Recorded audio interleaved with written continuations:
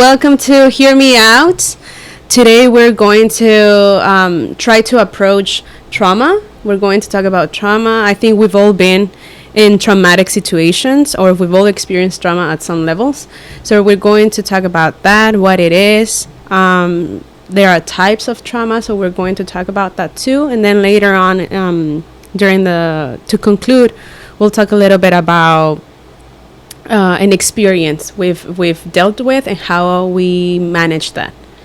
So to start off, how would you define trauma? Well, I would like to say that I'm not a professional.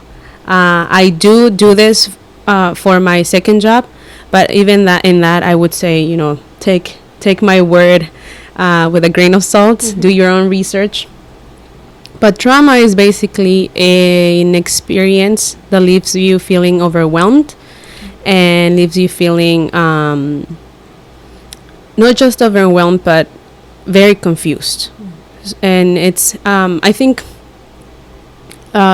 before we would say an event, but right now the definition has changed to a feeling, because we're looking at what the event does in you. So now we're looking at an experience of overwhelming and fear and just high levels of stress and stress. And so that's how I would describe trauma. Now there are different types of trauma. There exist traumas that are very big, very heavy, like sexual abuse, physical violence. Those are very, like, post-traumatic stress disorder. That also is very huge.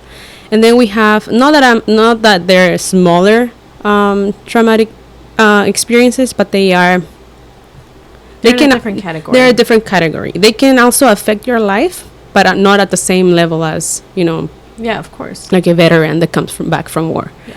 So these traumas, they're more like breaking up with a boyfriend, being unemployed, being let go of a job. So things like that yes, they can affect your life, but they're not as heavy as being sexually abused or experiencing that. And then we have acute trauma. Acute trauma are single events that leave a lasting experiences. For example, experiencing a natural disaster, a death of a loved one, experiencing being the victim, or experiencing someone being the victim of an assault, of a robbery, things like that. That is acute trauma. Then we have chronic trauma. Chronic trauma, like the word says, chronic. These are traumas that are an ongoing basis. Okay. For example, and I'm sorry for using it, but those are the most common I see in my line of work, which is with children, being sexually abused for years. Okay. Mothers also that experience physical abuse from their partners for years. That is chronic trauma. Bullying can also be chronic trauma. And then we have complex trauma. Complex trauma is trauma that it keeps compiling. It's just one thing after another, and it can be a combination of acute trauma with chronic trauma.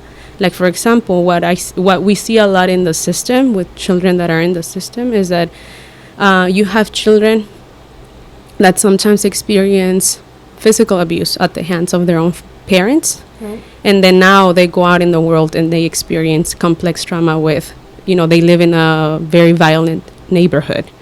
And so they experience crime every day. They're exposed to that. And then you have that same child that grows up to be either a victim of various other crimes or becomes the victimizer. So those are how we see complex trauma.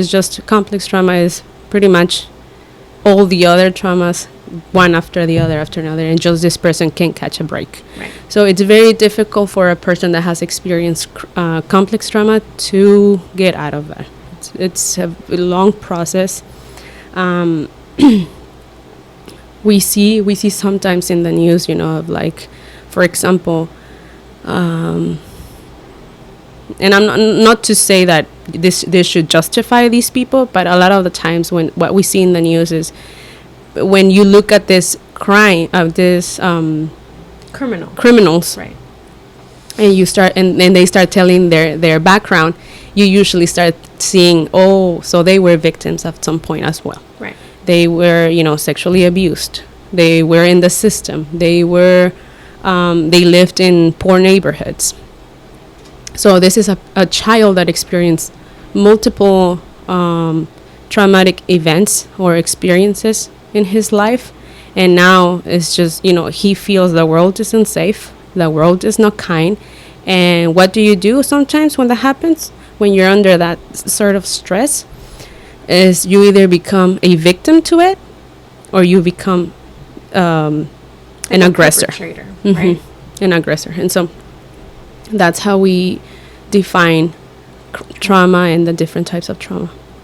In what ways have you experienced a traumatic situation? Oh, well, not to get too serious, but I feel like in my life I've experienced complex trauma. I've experienced different acute traumas. I've experienced different big and small or big and different traumas that all lead up to complex trauma. But man, if I can think of one, I would say that, well, I would say something in my childhood, only because your childhood, what you experience in your childhood really affects you when you're an adult, right? It is one of those things where a lot of the times if you look at your behavior now and you really try to sit yourself and think, hey, why am I behaving the way I'm behaving? And you really try to track it back in time, you'll come to realize that it was because of an event that you experienced when you were a child. So I think for me it was, if I can say this, it was growing up. Not that it was a traumatic experience, but I think what happened is, like we said, it's not about events, it's about what happens after that. Right. So what happened after growing up without a father was that we were exposed as women, because in my family we're all women. Mm-hmm. And so we were exposed to the other types of traumas. We were exposed to, robbery, and we were exposed to bullying, and I was exposed to all these things. So I would say that for me, how I experienced all of that was, in a way, a result of not having a father figure at home. And so, obviously, when you're a child, I saw the world as very unsafe. I saw the world as very unkind.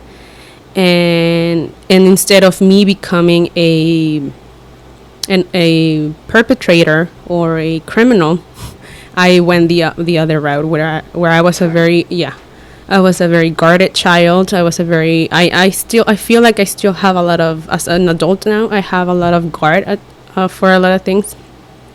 But as a child, I was very quiet. I was very into myself. I was, very shy almost.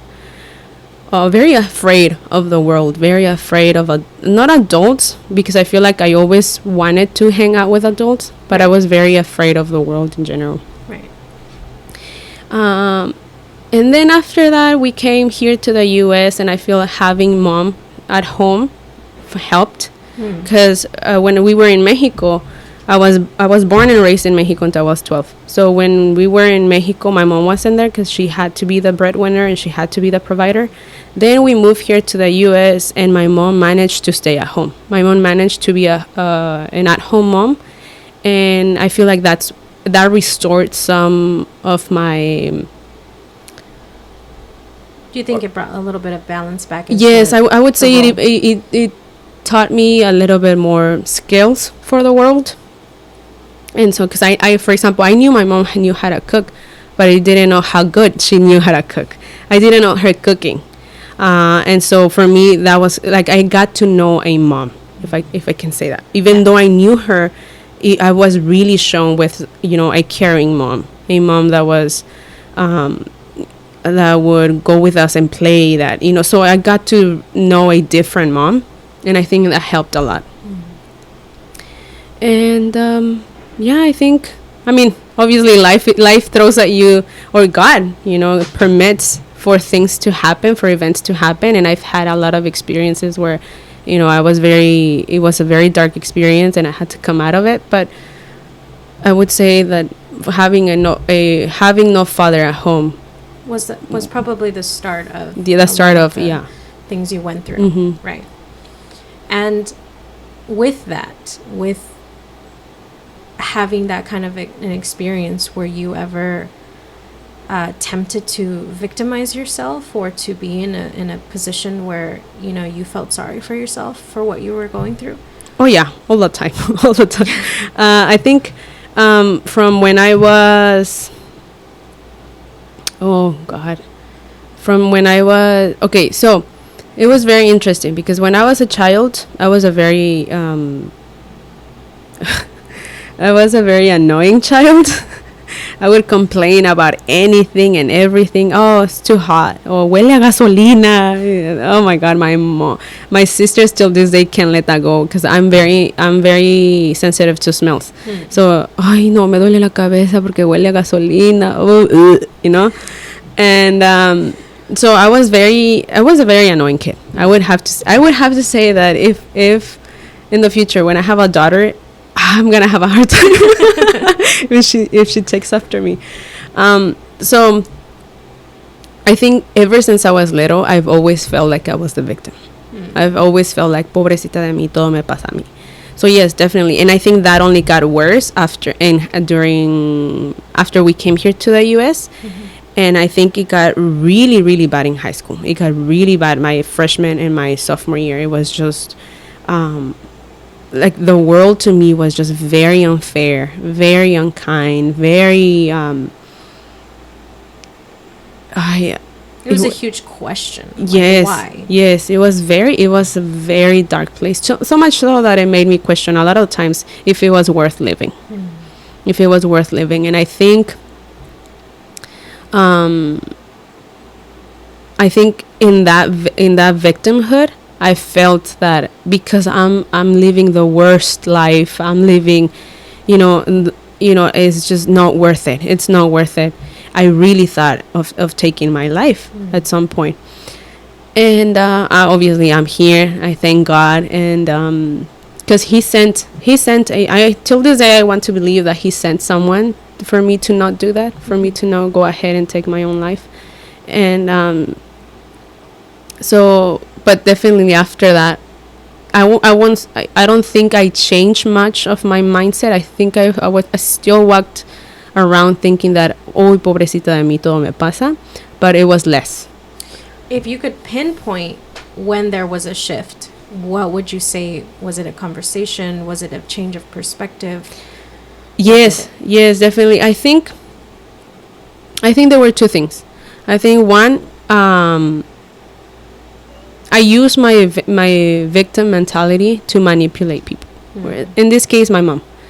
And I would say things to manipulate her of like, well, you didn't teach us that because you were never home. Or you didn't teach us that we don't know how to do this because you weren't there as a mom, or, you know, whatever. And for a lot of the times she would take it. But there was a point where she said, you know, I did what I could. I raised all of you, 5 girls, as best as I did. I tried to give you all a career. You didn't want, you know, some of my sisters didn't go for that. And I'm here trying to give you, you know, Kelly and myself, a career, a life, a better life, not just a life, but a better life. And I'm killing myself every day to do so. So I'm done taking that. I don't want any of that responsibility. Unfortunately, if I did a bad thing, or rather, if I wasn't there, and my work or in the good work I think I did wasn't enough, unfortunately, you're an adult and you're the one that has to deal with it. And she told me, and she pretty much said, it's not your responsibility. How you choose to respond. how you choose to behave from now on. And so at that point that didn't fly with me a lot. It was kind of like, okay, how rude of her and how easy of her to say, well, you're an adult now you're responsible for your own actions. Where's the understanding? Where's the empathy? Right? And not just that, but it was more of like, because I was still a victim, right? So it was more of like, no, like, this isn't how it should be. I'm the one you should feel sorry for. I'm the one you should continue to take accountability for, because you, in a way, it was like, you created this, but obviously my mom being much wiser than my 18-year-old made it clear to me, I'm done taking responsibility for, yes, something that I had a part on, but you're the one that's gonna suffer the consequences, not me. I think that's why it hurt a lot when she said that, because it was like, why? To me, as immature as it sounds, but it's the reality to me. It was like, why do I have to take responsibility for you not teaching me this, or for you not teaching me that, or why? That's not fair. Right. And so I think because of that conversation, I came to realize that, one, life is not fair. Two, my mom wasn't going to take my manipulation anymore. And I honestly think that she knew I was manipulating her every time. Because I see my mom now, and to me it's insane how I could have done manipulation over her, over that strong person that she is now. Out of love, she probably just so exactly. So I think it was one of those things where it's just like, I know what you're doing, but I'm gonna give in, because I love you, and I do feel bad. I do feel bad. And so that made a change, and then I think what made another change is that I stopped hanging out with people that made me feel miserable in high school. I stopped hanging out with those people, and I thought, okay, and then I went the opposite. Instead of being and feeling the victim, I thought, okay, if the world is, or I guess I was still, feeling like a victim, but I wasn't, my freshman and sophomore year, I was so hungry for friendships. I was so hungry for like being liked or belonging to someone. And I think we all were at some point in high school. That I was doing a lot of people pleasing, and I couldn't stand that for myself, and I couldn't. And a lot of the times I felt very wronged by people. I felt like I was being used. So what happened was that my junior year, I stopped hanging out with those people that made me feel like that. And I thought, okay, if the world is so unjust, if the world is so unfair and unkind and dark and dangerous, then I need to grow a thicker skin. I need to grow. I need to be sort of like unstoppable in a way. Right. So I decided to become very unfazed by things. I decided to become very cold, very emotionless, and I decided to see the world just as I saw it, as unkind, as negative, and because of that, I decided to also sort of reflect that, and so I was very numb after my junior year on. Would you say that was a coping mechanism? Yeah. To already assume that there's nothing positive is going to come my way, so that you're not hurt anymore or just surprised anymore. Definitely. And I think I've always been sort of like a negative Nancy. Negative. Yeah. Sorry to anybody whose name is Nancy. I've always been sort of there was a point where I used to say, no, I'm a realist. But and yes, I think I still carry some realistic expectations of the world, but I used to. But I don't want to say my nature, but the easiest way I lean on is on negativity, and because yes, it's a coping mechanism. Because to me, it's like, okay, if I don't expect nothing, whatever happens, I wasn't expecting that, so I don't get I'm not surprised. I don't get my feelings hurt or whatever. And so I started using that with people as well. I'm not going to expect anything good from people. In fact, if I can expect their worst, that helps me, because if they show me different, then I'll be, oh, okay, that's nice. But if they show me exactly what I was expecting, it's like I wasn't surprised. I know. And so I became very cynical about people, and then it didn't help that for a college class, all I did during that class was to observe people. That's all we did, and we had to write a huge paper at the end of the class. And I feel like I learned a lot. I learned a lot of body language. I learned how to read a person through their body language, and yeah.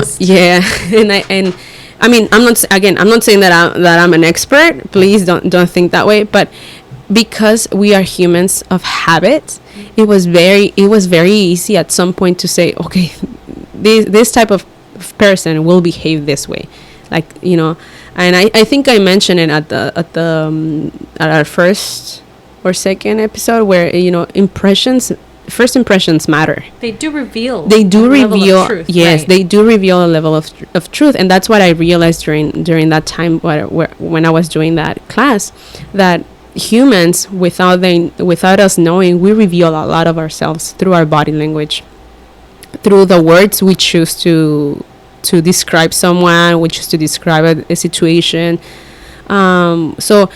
And I think a lot of the times, for example, when you have a person that's very careless with what they say, they're probably very careless in their overall life. Yeah. So yeah, that was definitely a coping mechanism. Now, the bad thing about it is that I went the complete opposite. I was very, or rather, not the complete opposite, but it didn't help my case. Okay. Because I was already feeling very negative about the world. Now to be cynical about people is not really giving you any form of hope in life, right? Yeah.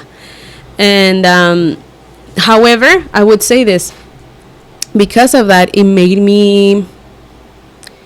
it sort of made me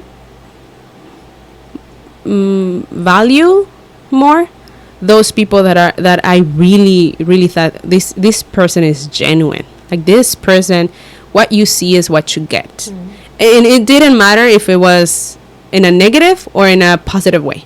Oh, but okay. I really appreciate it when people were like, what you see is what you get. I respect that. And I managed to respect that, because to me, at least, it's like, we're not playing games, and you're going to behave the same way you're behaving right now out there in the world, or out there, whatever. And I think I can respect that versus someone that masks that, because I'm be very nice. Yeah. I'm going to be very rude, but I'm very different. Yeah.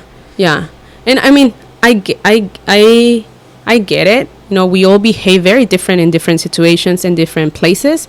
But to me, I think that's where I draw the line. How you treat people. Mm-hmm. That's where I'm like, okay. I see. So, to understand what you're saying de nada me sirve que ahorita tú me saludes muy bien, but then I go see you and you're mistreating someone, you're belittling someone. Mm-hmm. Like, to me, you really aren't who you say you are, because you're not consistent in your character. Yeah. Okay. Yeah, and so and because of that, I really started not only valuing those people around me that I could tell they were genuine, and they were like, this is who they are. Right. Even if they have flaws, even if they, and everything. But this is really, truly, their essence. Yeah. And I think I became very guarded to those that I thought, I don't know. I'm going to stay away. But yeah, I think definitely, yeah. That was your traumatic That was my traumatic situation. That makes sense. What about you? For you? I think for me, I've only experienced acute trauma, which would be losing my dad. Mm-hmm. I definitely led a more sheltered life. I had both of my parents with me, and because my dad was disabled, I grew up having him in the house. And my mom, because my dad was disabled, was his caretaker, and so she was at home as well. And so that gave my childhood a very different spin, as far as I knew I had my parents to depend on. A lot of things were handed very easily to me, and I don't mean necessarily in like affluence and riches or anything like that. It was more of I was very coddled in my home. I was very coddled. I was the youngest of 4 sisters, and my eldest sister, she's 17 years apart, like Older. older than me. you. And so I was really the baby. And then, this isn't to pet my shoulder. This is just what I came into. They weren't expecting me, so I was a miracle baby. Mm-hmm. And so you had all of that to play. So I was very spoiled. And I knew that things would just come easy to me, depending on my mom.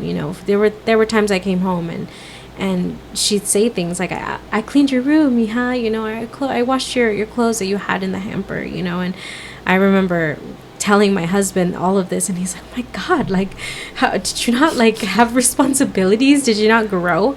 But those were the cards I were dealt with, if that makes sense, and for a lot of it, I didn't really have to worry.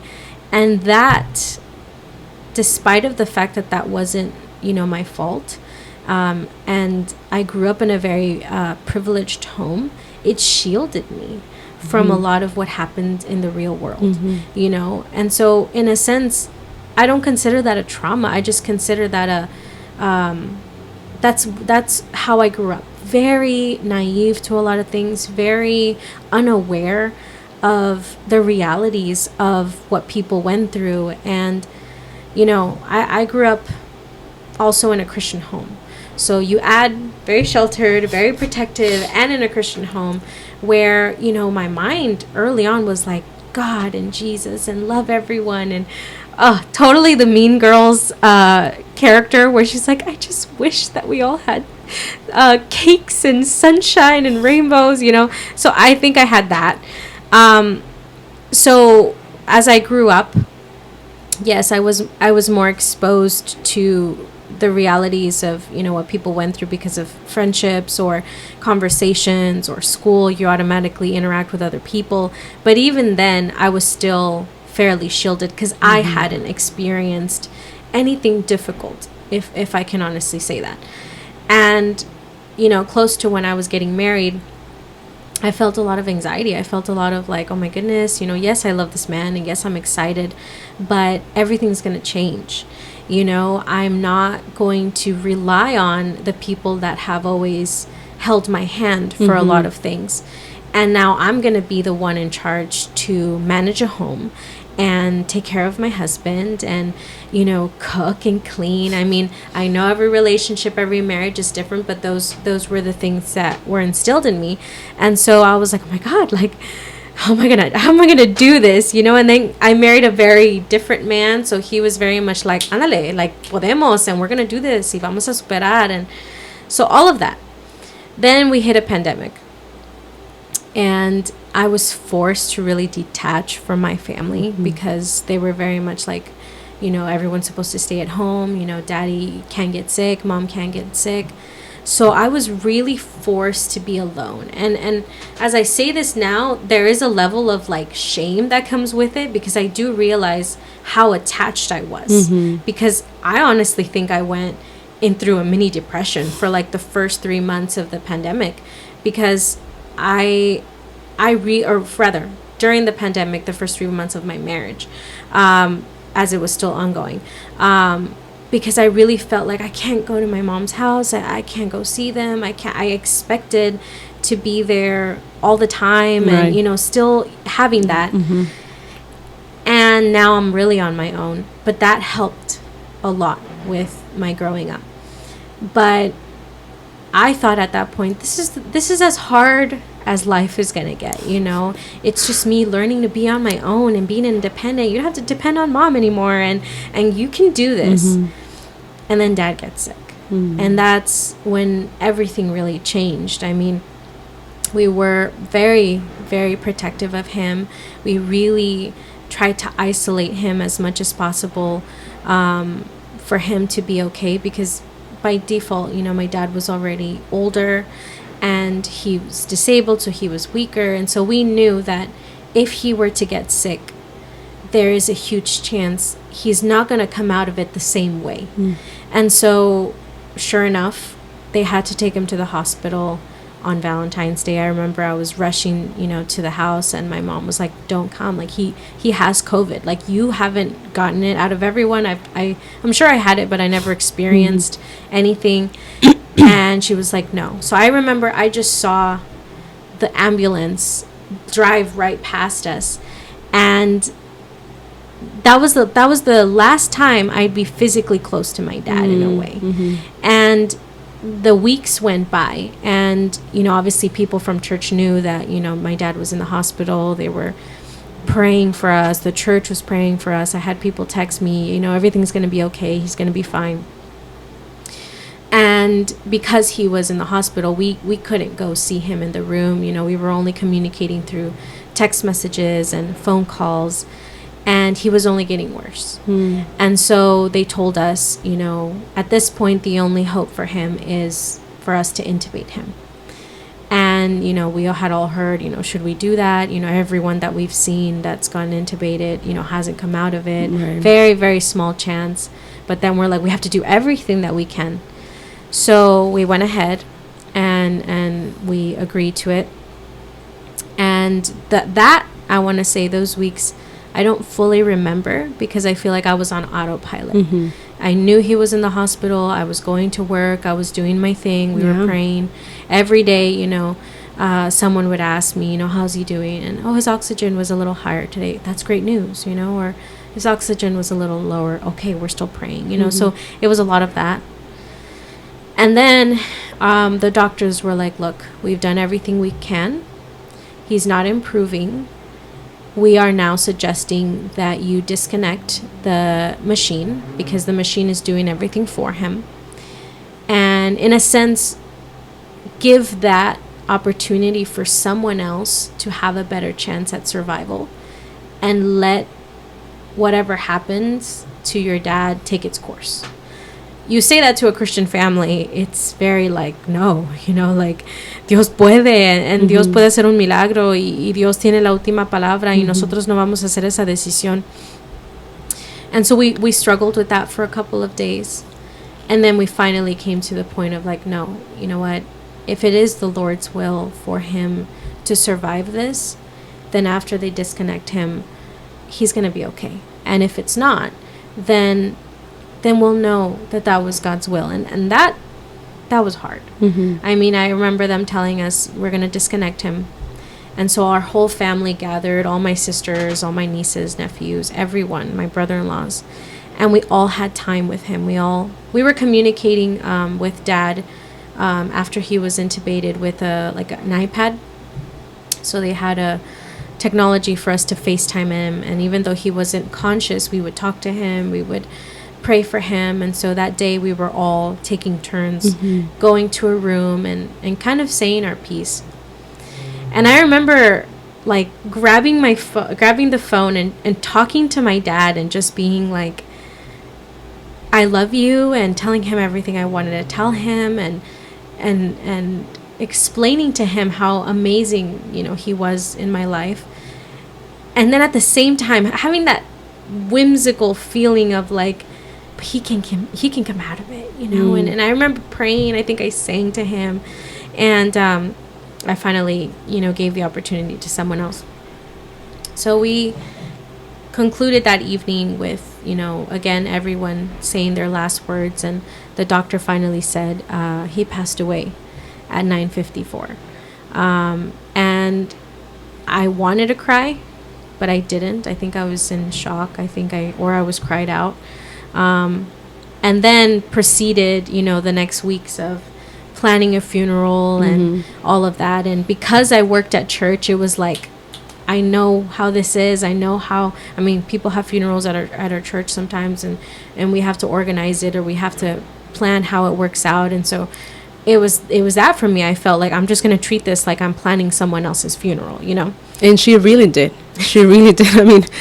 It was, even for me, it was a gnarly experience because I thought how do you comfort someone when they seem fine, Right. So it was, obviously I knew you weren't fine, but it was one of those things where I can go up to her and be like, are you okay? Obviously she's not. So I needed to come up with a better question, and I couldn't. So my default was, I'm gonna let her be. No, I think it's fine. I think at the beginning, I kind of piggybacked off of my mom.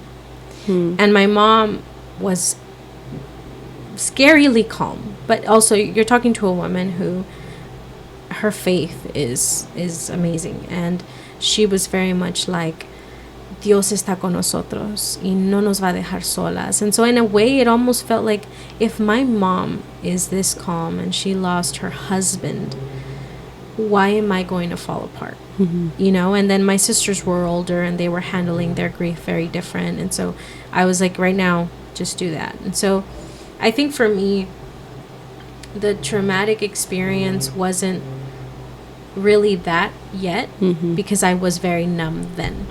I think where I felt that I went through a process of being really overwhelmed and very confused was after. It was, for the first time, I don't want to come to church. I don't want to be around people that are saying all about hope and love and mercy, and God is great, and you know, Dad is with God. You know, in this moment right now, I don't feel joy. I don't feel thanksgiving in my heart. And so I don't really want to be surrounded by that. But I went and I said hi to people, and I work at church, so I have this like switch of just like, oh, Dios te bendiga, ¿cómo estás? Praise the Lord, how are you doing? And I felt like I needed to do that even with my grief.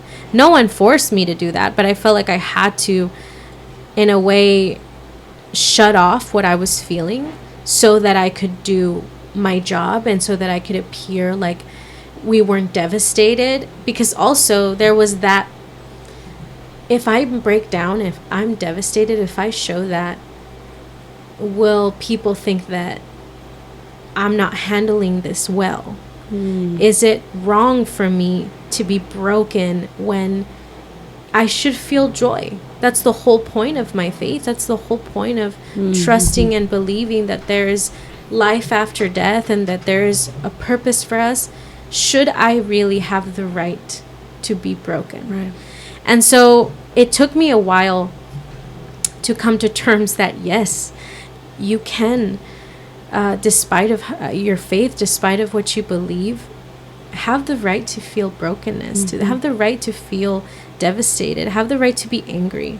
I remember, you know, having a conversation with Lula, and at some point, you know, I was angry that I was still dealing with some of the emotions. I was angry that I was still crying. I was angry that it was still hurting me, because I almost felt like I'm failing this test. I'm failing this, you know, this trial in my life. I should be strong. I should be okay. I should be using this to help someone else, you know? And instead I was like, I still feel this. And you said something that really helped. You said, because if you didn't cry the way that you do, if you didn't feel the pain as you do, it would only mean that he didn't mean as much to you as what he should have. And the fact that you are still broken, the fact that you are still weeping, only shows of how much you loved him, of how much you cared for him.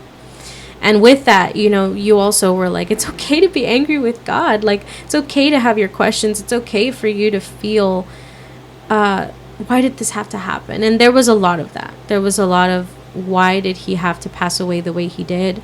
Why did he have to pass away alone in a room without his family? But I think what got me through it, one, was that's life. You know, you don't always have the answers to certain things. And I know that that's not a comforting thing or a comforting reality. Right. But that's one truth. Life is what it is, you know? But second, for me, it was, then I'm not going to be ashamed if I feel what I feel right now.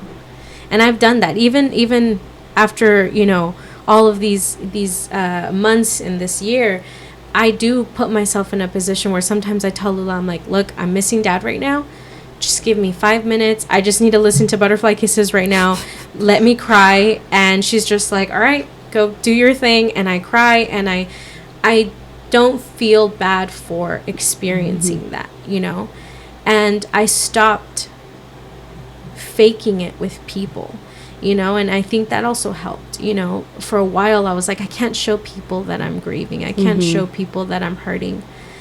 And I stopped doing that. I stopped hiding that, and I started to be upfront of like, I am going through something, I am dealing with something. I mean, I remember I had a class with the youth about grief. Like, I'm like, I'm still going through this, guys. Like, this isn't easy for me. And so I think letting that not be something for me to be ashamed of was part of what also helped me. And you know, as I throw it back at you, you know, what would you say were some of the things that you took away that you could say, this helped me get through it, this helped me get through this traumatic situation in your life? Well, one was being made self-aware. I think my mom first made me self-aware of my manipulation tactics when she told me up to here, ya no más. That's when I was like, oh, okay. So that was one. And then after that, years later, this didn't happen, you know, right away. Years later, I realized that, okay, it's good to know where you're lacking. It's good to know where your weaknesses are. But what do you do? Okay, so I know I knew what my weaknesses were. I knew what I was lacking. I knew how I was yielding some pain to hurt others. But okay, so what? So later I realized, okay, then I need to be intentional about how I handle those areas of my life. Right. So then I was intentional about, okay, if I was feeling miserable, then was it right for me to be hurting others, or to, you know, because misery loves company. Yeah. And so what is it okay for me to want those very close to me, those loved ones, to feel as miserable as I am? No, it's not. You know, so I became very intentional about, okay, then I'm dealing with whatever I'm dealing, but no me tengo que llevar a la gente entre las patas. You know, I gained nothing. If anything, it made me feel worse. Right. After hurting someone just because I was hurt. Like, it was just like, why did I say that? Why am I behaving the way that I'm behaving? And then after that, again, through years, I figured that looking for balance was a good thing. Always looking for in moderation. And I think that started with, because in my life, I feel like I've always lived on the extremes. You know, I was a very kind, very shy, very giving child, and then out of nowhere I was like, nope, not anymore. I'm not gonna give anything. I'm not gonna trust anyone. I'm not going to want or desire friends anymore, because mejor sola que mal acompañada, right? So I realized, and part of why being on the extremes was very detrimental to me, and I think detrimental to a lot of people, is because I weigh on the negative side. I weigh on the negative side, and I mean, I don't know what it would do to you to weigh on the positive side and be on the extreme side of that. I don't know. Hopefully I'll get to experience it once, but I'm always weighing on the negative side, right? So I realized, okay, I can't do that.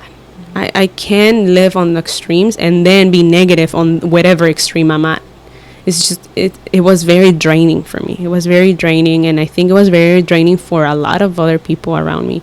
I remember one time I was riding with my mom, and I was just on these moods of like, I'm complaining, I'm, you know, really being very mature and being very just annoying. And my mom, and I could tell my mom was frustrated, and she stops the car, and she told me one thing that it hurt me at that point. It really hurt me, but through the years, it made me realize I can't continue on. I can't be that everywhere I go. I don't want to. And so she told me, you drain the joy out of me. I'm like, oh. Yeah. You know, so this is, mind you, my mom is very like that. My mom says, It's real. yeah, She'll tell you. yeah, my mom is, I would say she's wise. She's a very wise woman. She's a very smart woman. But she says things that can sound hurtful, but they're really not. Because the one that's what we have to keep in mind is when you're hurting, everything's gonna hurt. Yeah. It doesn't matter. Yeah. It doesn't matter if there's a good intention or a bad intention. Everything is going to hurt, and you're going to take everything like, oh my goodness, tú me quisiste lastimar on purpose. Yes. You were intentional about it, blah blah blah. And I mean, I don't doubt that my mom was probably intentional about, like, dude, you need to react, you know. So my mom, for a lot of things, she's been the one to, you know, to nip it. And so that time, obviously, I was very hurt. But I realized I don't want to be that at home anymore. I don't want to be that in life. I don't want to be labeled as someone that drains joy out of you. Joy. It wasn't even happiness. You know, it was like, oh, you make me unhappy. No, it was joy. You know, joy is very different than happiness. Right. I think happiness, It's a feeling. It's a momentary feeling. but joy is, I mean, the Bible is filled with joy more than it is filled with the word happiness. And so joy comes from the Lord. The Bible doesn't say happiness comes from the Lord. It says joy comes from the Lord. So for someone else to tell you, you rob me of something that God is giving me, that to me was hard. Yeah. And obviously my mom later apologized. My mom later said, hey, I shouldn't have used those words, but you really do that to me. Like, when I'm with you and you get in those moods, it makes me want to complain as well. You know, it makes me want to feel the same way you're. And this is why I agree with Misery Loves Company. You end up doing that to the people closest to you. Yeah. And so after that, I realized, okay, so I'm now very self-aware of what I do and what I can do. Very intentional. And I want to be more intentional now, because obviously I don't want to drain the joy out of people. But I also know that I at that point I didn't have it in me to give joy to people either. So while I was thinking, okay, I wouldn't want to drain joy out of people, but I also don't have the skills yet to give that to people. So what am I gonna do? I'm gonna find balance, and my balance at that point looked okay. Then at least I'm not going to complain. If I can't give positive input, then I'm just not going to give input at all. Mm-hmm. So I became intentional about looking for balance in my life. If I don't have the skills to do something, then I'll work on me developing those skills. But meanwhile, I do that, I won't do the opposite. Right. You know, I won't do the opposite. And so those three things propelled me to now stand here and say, hey, you know, you can come out of that mentality of pobrecita de mí. You can come out of that mentality of negativity and almost like victimhood. Yeah, and almost like you deserve entitlement. That's the word, entitlement of I deserve better. I deserve, you know. And I think we're in a society where they're trying to really drill that in you of like you deserve friendships that lift you up. You deserve a husband that, you know, is this and that, and you deserve a life of success, and you deserve this. And I'm not disagreeing. Yeah, we deserve a lot of good things. I mean, we're children of God, you know. But I think that when you weigh on the extremes, then you have people that dismiss other people because, oh, you don't deserve me, you know, and so now you have this queen mentality of you know, you have this queen mentality of like, if you can't match and we talked about this last time. Yeah. If you can't match my attitude, you don't deserve me. If you can make me happy on all these areas, then you don't deserve me. And I think as Christians, we're called to not do that. You know, we're called to love those that even hate us. We're called to love, you know, and now love doesn't mean like. but we're called to be accepting of those that that might not deserve us, you Right. know. And so I think Those were the three. those were the that- three things that really propelled me to, okay, let's make changes. And they weren't fast and they weren't easy, but I think that those were the things that have really, really helped. For me, obviously, you know, I mentioned this at the beginning when I was sharing my story. It was acute trauma. This was the first time that I had experienced something extremely difficult. Not that there wasn't difficult situations, but this was the real time I can actually say I felt broken, and I felt negativity. I felt it almost felt really good to be sad, you know. And I think, you know, one of the things that really helped me, even though I think at the time when he told me I wasn't really ready to hear it, was our pastor. He told me, when your grief starts to turn into thanksgiving, you will start to heal. And I remember at the time when he told me that, I was like, I'm nowhere near being thankful right now for what just happened, you know. And even for a while, it was almost like, how am I going to be thankful? You know, how am I going to be thankful or see this as a positive, you know? And by no means am I saying that traumatic things, we should look at it in a positive way by any means. I think what he was trying to get at is, when you start to see what you went through in a different light, and you start to take whatever good in your character can come out of it, that's when things will start to change. And I think that's what helped. You know, I started to stop focusing on the years that I'm not going to have my dad, and what I'm going to miss out because he's not here. And I started to really focus on, what did I experience with him? What did I have with him? You know, and I started to carry that in a lot of areas. You know, I threw myself in, what can I take and hold on to that I can really say, at least I had this, you know? And so part of my change in perspective was that it was definitely trying to take whatever bit of good that I could from the experience. But second, it was being okay with being broken in front of people. And I think as Christians, sometimes we do a really good job of hiding behind our smiles and our God bless yous, because it's just easier, and in a way, you know, sometimes it almost feels like we're supposed to have it all together. But that wasn't the case. And I learned who was really there for me. I mean, I credit Lula a lot in that process, because she really saw me while I was at work, while I was grieving.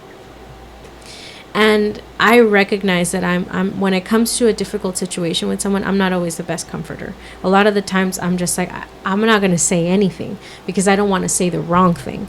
Lula had a really good talent or gift in just knowing what to say. And sometimes it was just like, I'm going to cry with you, you know, I'm going to hurt with you, you know, I'm going to pray with you, and I'll hold your hand as you figure out how you're feeling. And that was extremely helpful. But more than anything, I realized that my journey was by myself. It wasn't my sister's, it wasn't my mom's, it was my own personal experience going through this. And because it was my own personal experience, it was also up to me to figure or to decide how long I want to stay in this process. Wow. Was it tempting for me to be in my room and just listen to his recorded songs and not do life? Yes, it was extremely tempting, and there was a lot of times that I did do that. But it came to a point where I'm like, I can't stop living. I can't stop doing what I have to do. I'm still a wife. I'm still a daughter, I'm still a sister, I'm still a friend, I'm still an employee. I mean, I can't let this take over me, even though it feels so good to be miserable and to be devastated and to be depressed. And I have to enjoy what good does come out of life and not look at everything. You know how they say when you're in love, you see everything through rose-colored glasses? Mm-hmm. In the same way, I wouldn't know. when you are hurting, you see everything through, I don't know, black or blue colored glasses. Mm-hmm. You know, you see everything with like, it's a great day, or it's a birthday, or it's a, I don't know, you got a raise, I don't know, whatever it is, like good. But because you're hurting, you can't see it, you can't enjoy it. You're just like, well, yeah, that's good, but this still happening, or this happened to me, you know. And I think I had to come to terms with that. No one, and it goes with your self-awareness, no one could have told me this is the way, you know, mm-hmm. this is how you do it. I had to decide I have to keep living. I can miss dad and I can grieve dad, but I have to keep living and I have to do what I have to do. Was it hard to accept that?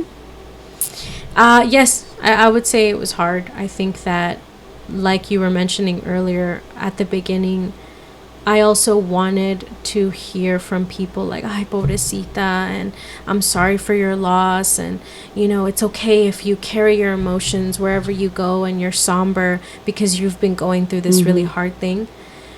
When after dad passed away, I want to say it took 2-3 weeks maybe.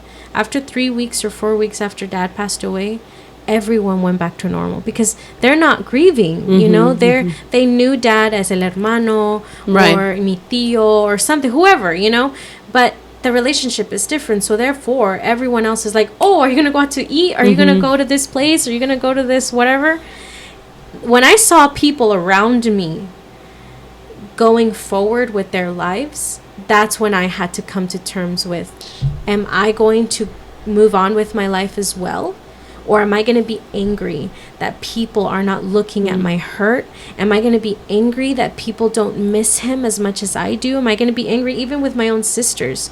Because we always were different. You know, one sister was doing a little better mm-hmm. and one wasn't. And so I think that's where I decided, you know, I have to keep going, you know, and it helped having, you know, the people around me that I had that let me figure that on my own. Mm-hmm. I had no one, even my husband, no one se metió mm-hmm. and tried to take over my situation, be like you have to do it like this. Yeah, just get over it. Get over it. You know, mm-hmm. it was like, let her be. And I think that helped with my growth. So, you know, in today's episode, we know that everyone's, you know, trauma is very different. And as Marilu was mentioning at the beginning, the different kinds of trauma, you might find yourself in a situation where you went through complex trauma or acute trauma, or I keep saying drama, trauma.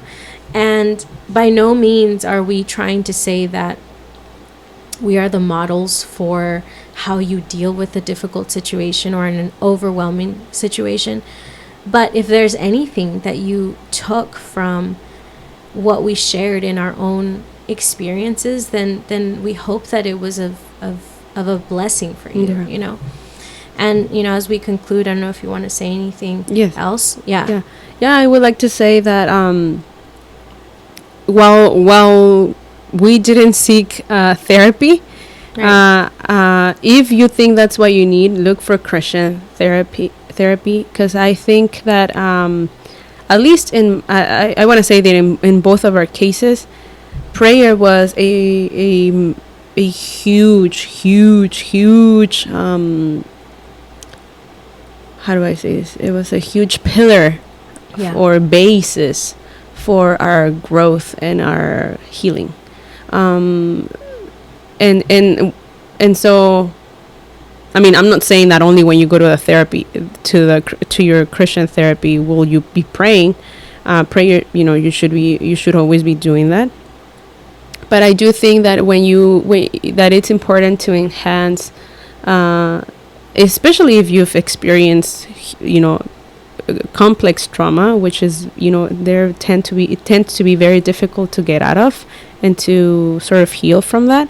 And if if you want to look for professional help, I would suggest to look for professional help where they are also combining godly principles, and they're combining godly values, because I don't know, I'm not a therapist, but I feel like what I've been hearing from people that go to secular therapy is that it's helpful in the sense that they make you see